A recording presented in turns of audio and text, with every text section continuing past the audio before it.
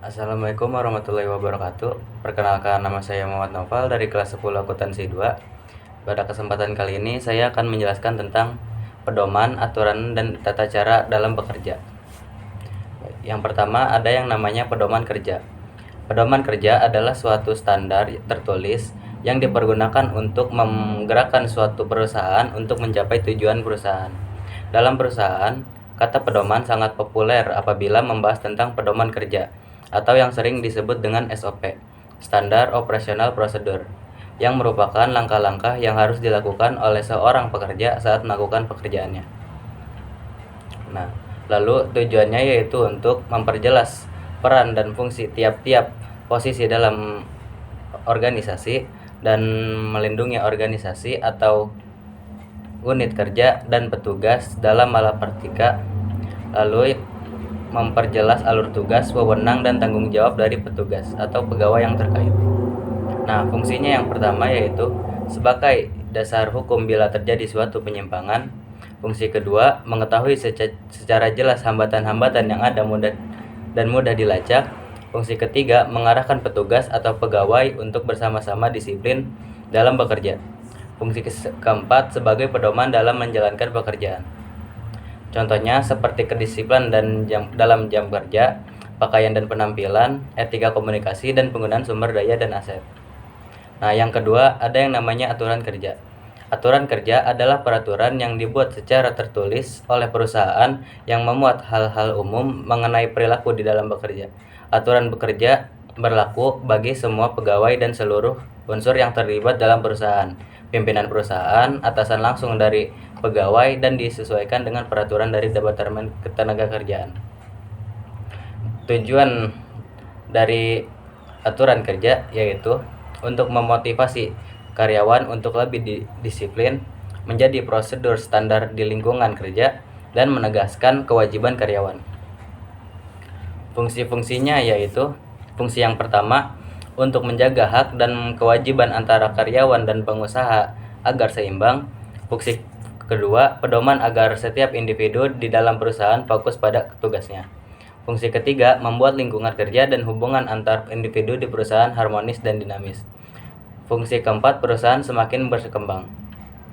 Contohnya, aturan kerja seperti dilarang merokok di tempat kerja, dilarang membawa barang perusahaan, dan dilarang membawa keributan. Nah, yang ketiga ada yang namanya tata cara kerja. Tata cara kerja adalah cara pelaksanaan kerja yang seefisien mungkin atas suatu tugas dengan mengingat segi tujuan, peralatan, fasilitas, tenaga kerja, waktu, ruang, dan biaya yang tersedia. Sistem kerja adalah suatu rangkaian tata kerja dan prosedur kerja yang kemudian membentuk suatu kebulatan pola tertentu dalam rangka melaksanakan sesuatu bidang pekerjaan. Contohnya seperti pemeriksaan produk, menelusuri kesalahan dalam proses produksi, dan memberikan laporan kepada kepala divisi. Nah, lalu ada yang namanya prosedur kerja. Prosedur kerja adalah serangkaian langkah-langkah formal yang harus diikuti untuk menyelesaikan suatu tugas atau mencapai tujuan tertentu di tempat kerja. Prosedur ini mencakup definisi, fungsi, dan contoh yang penting untuk diketahui oleh para pekerja. Misalnya, prosedur perekrutan karyawan, pengajuan cuti, dan penyelesaian masalah internal adalah beberapa contoh prosedur kerja yang efektif dalam perusahaan tersebut. Selain itu, Standar Operational Procedure atau sering disebut SOP juga berfungsi sebagai pedoman untuk melaksanakan kegiatan operasional dengan lebih efektif dan efisien. Nah, tujuannya yaitu agar menjaga konsistensi kerja setiap petugas, memudahkan proses pemahaman staf, lalu memperjelas alur tugas dan menghindari kesalahan atau keraguan.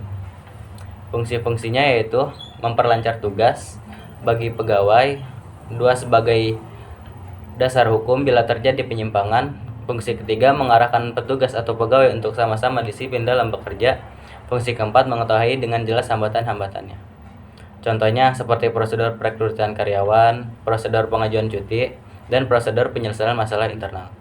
Kesimpulannya yaitu perbedaannya, aturan kerja menentukan regulasi dan kewajiban, tata kerja menentukan struktur dan alur kerja organisasi, pedoman kerja menentukan langkah langkah dan instruksi detail untuk menjalankan tugas.